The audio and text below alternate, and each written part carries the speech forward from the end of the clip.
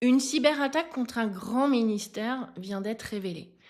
Pour couvrir ce type d'actualité, les journalistes cherchent des experts. Si tu veux être l'un d'entre eux, je t'invite à adapter ton discours en fonction du média que tu as en face de toi.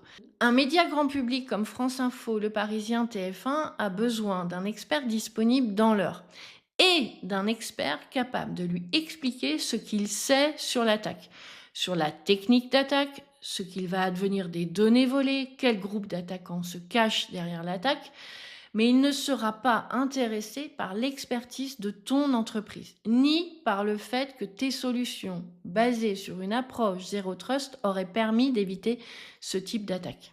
Avec une presse économique, tu seras sensiblement dans cette même approche, mais tu peux ici mettre l'accent sur des impacts, des enjeux. Qu'est-ce que ce type d'attaque signifie pour tel type d'organisation, en l'occurrence là les organisations publiques.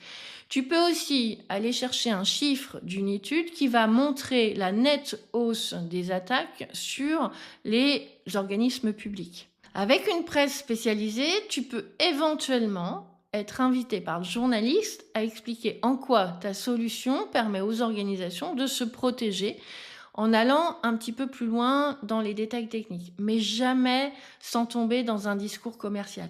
Parce que tu as un journaliste en face de toi et pas un prospect, et que le journaliste, même dans une presse spécialisée, s'intéresse à l'attaque et non à tes solutions. Pour faire référence indirectement à tes solutions, tu peux dire et comme souvent, le manque de segmentation interne a facilité les déplacements latéraux.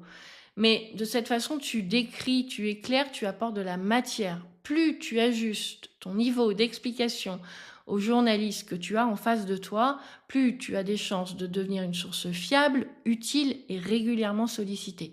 Et toi, quel enseignement as-tu tiré d'une interview où tu as dû adapter ton discours?